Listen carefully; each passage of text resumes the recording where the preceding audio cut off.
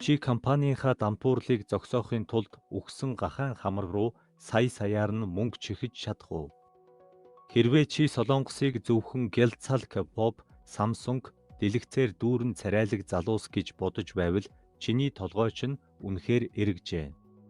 Сүүлийн шилэн барилгууд дэлхийн хамгийн хурдан 5G сүлжээний цаана маш хар бараан, цус үнэртсэн, бүр Wall Street-ийн акулуудыг ч өмдөндөө шийтлэн айлгах тийм аимшигтай зан үйлийн ертөнц нуугдаж байдаг.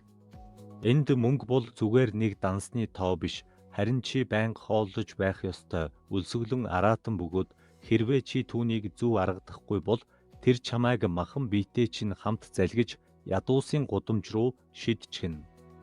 Ганган дүүргийн хамгийн үнэтэй тэрбум долларын оффист орлоо гэж төсөөлөөд үзтээ. Хамгийн үнэтэй кофе, шин техник үнэртэж байх ёстой газар гэнэт чансан гахаан махны ихүн үнэр хамар цоригсон хүжний хүнд утаа чамайг угтана.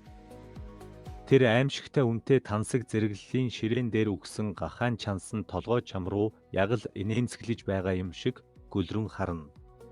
Хамгийн үнэтэй Итали костюм өмссөн захирлууд тэр үгсэн гахаан хамар чихрүүн 50,000-ын дэвсгэртүүдийг хэдэн саяар нь багцалж чихээд өмнө нь сөгдөн мөргөж байна. Энийг госог гэдэг. Тэр гахаан толгой инээмсэглэхгүй л бол тэр өдрийнх нь хэдэн зуун саяын гэрээ шууд хогийн сав руу ниснэ гэсэн үг.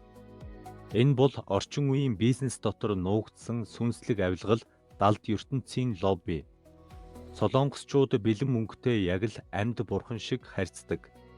Чи тэнд хизээч мөнгийг базаад халаасандаа чихэж байгаа эсвэл ширээн дээр хайнга шидэж байгаа хүнийг харахгүй. Мөнгө бол маш их зантай, маш сонор соргог чихтэй. Хүмүүс ихэвчлэн улаан эсвэл алтан шаргал өнгөтэй хитвч барьдаг. Яагаад гэвэл мөнгө бол зөвхөн тансаг орчинд л амьдардаг ямбтай зочин гэж үздэг. Хэрвээ чи мөнгөнийхөө ирмэгийг тэгшлэхгүй, хайрлахгүй бол мөнгөний энерги чамайг муухай зантай байна гэж гомдоод шууд хөрш айл руу чинь нүүгээд явчихна. Энэ бол чиний ирээдүйг ганцхан хөдөлгөөнөөр шийдэж чадах далд ертөнцийн шатрын нүүдэл. Гэхдээ хамгийн галзуу зүйл нь лифтэнд байдаг. Сөүлийн ихэнх барилгад 4 дүгээр давхар гэж байхгүй. 4-ийн оронд F үсэг байгаа. Яагаад гэвэл 4 гэдэг тоо солонгосоор үхэл гэдэг үгтэй яг адилхан сонсогддог. Сансрын хөлөг бүтээж робот үйлдвэрлэдэг үндэстэн ганцхан тооноос үхтлээ айж түүнийг архитектураасаа бүрмөсөн арчиж хайж байна. Бас шүн сүүлийн гудамжинд хизээч битгий эсгэрээрээ. Хүмүүс чамайг яг л өөрийгөө алах гэж байгаа галзуу амьтан шиг харна. Эсгэрэх бол чөтгөрүүд болон могоонуудыг өөрийнхөө герт бүр орон дотроо урьж байгаа фис дохиол гэсэн үг. Тэд ирээд чиний хамаг азыг насан туршдаа цуглуулсан хадгаламжтай чинь хамт сороод алга болно. Хамгийн эрсдэлтэй хэсэг нь хумс авах. Сэтгцийн өөрчлөлтгүй л бол ямар ч солонгос хүн нар жаргаснаас хойш хумсаа авахгүй. Домогт өгүүлснээр хулган чиний авч хайсан хумсыг идчихвэл тэр чиний яг ижилхэн хуулбар болон хувирч чиний нэрийг ашиглан банкийг чинь хоосолж амьдралыг чинь хулгайлдаг. Энэ бол зүгээр нэг аимшигын киноны зохиол биш, сая боловсралтай хүмүүсийн амьдралын хэмнэл. Бизнес нь үнэхээр дампуурах дээрээ тулбал тэд санхүүгийн зөвлөх рүү биш, харин муданг буюу бөөр үггүй. Тэр бөө эмэгтэй бөмбөрийн нүргэн дунд транст орж, үхсэн дээдсийн дуугаар орилж, сахлын хутга шиг хурц ирмэгтэй сэлэм дээр хөл нүцгэн бүжиглэж эхэлнэ.